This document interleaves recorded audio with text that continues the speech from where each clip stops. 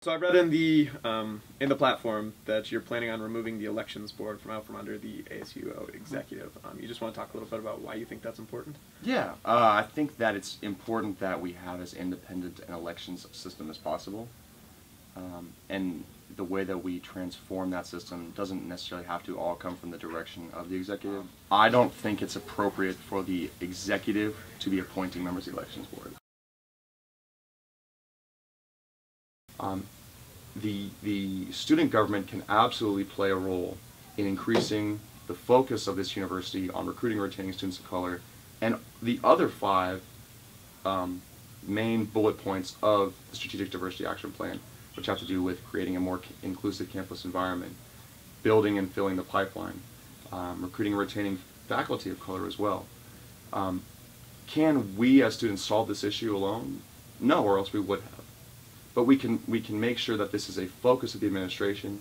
We can play a role in partnering in initiatives of the Office of Student Affairs that do recruit and retain students of color, and that will be a focus of our administration.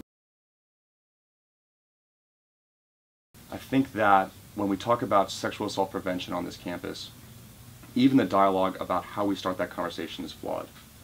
We hear things like, we need to reduce drinking because that's what causes sexual assault, or we need to work with sororities and fraternities to do this. And I think that there are a lot of well-intentioned ideas about how we can prevent sexual assault on campus, but we need to be very clear. You also proposed a transportation department. Could you just speak a little about your ideas behind that? Sure, that's an idea that started a long time ago. It's something that I worked on as an intern for the Office of Student Affairs. And right now, transportation policy is coordinated under the Department of Public Safety, and that's it. Mm-hmm.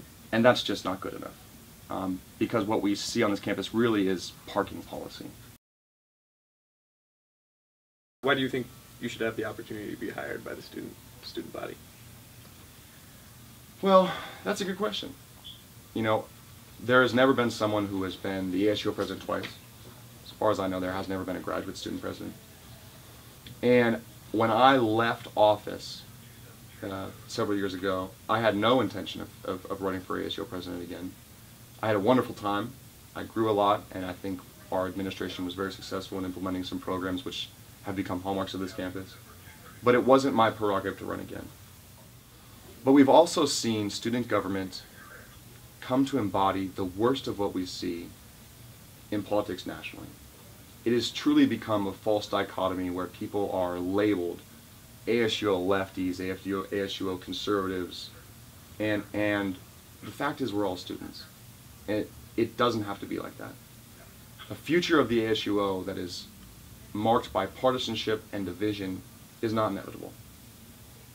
We create our own future here at the University of Oregon, and that's the power of student government that I've seen time and time again.